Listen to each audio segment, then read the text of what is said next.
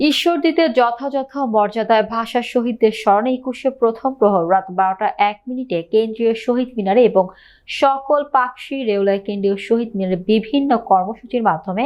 আন্তর্জাতিক মাতৃভাষা দিবস পালিত হয়েছে। বিএনপি ঈশ্বরদী উপজেলা press club, Ishwardi press club সহ বিভিন্ন সামাজিক ও সাংস্কৃতিক সংগঠন, উপজেলা পুলিশ প্রশাসন, রেলওয়ে, পাকশি বিভাগ ও বিভিন্ন সরকারি আধা-সরকারি প্রতিষ্ঠানের পক্ষ থেকে র্যালি ও পুষ্পস্তবক অর্পণ করা হয়। এসব কর্মসূচিতে বিএনপির কেন্দ্রীয় নেতা হাবিবুর রহমান এবং জননেতা জাকারিয়া পিন্টু সহ বিভিন্ন রাজনৈতিক, সামাজিক ও প্রশাসনিক ব্যক্তিবর্গ উপস্থিত ছিলেন। তারা শ্রদ্ধা নিবেদন করবেন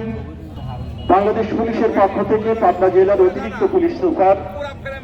বিপ্লব কুমার গোস্বামী, ঈশ্বরদী থানার অফিসার ইনচার্জ শহীদুল ইসলাম শহীদ সহ পুলিশ কর্মকর্তা বৃন্দ, সদস্যবৃন্দ ভাষা শহীদদের প্রতি শ্রদ্ধা নিবেদন করবেন। ঈশ্বরদী উপজেলা স্বাস্থ্য কমপ্লেক্সের পক্ষ থেকে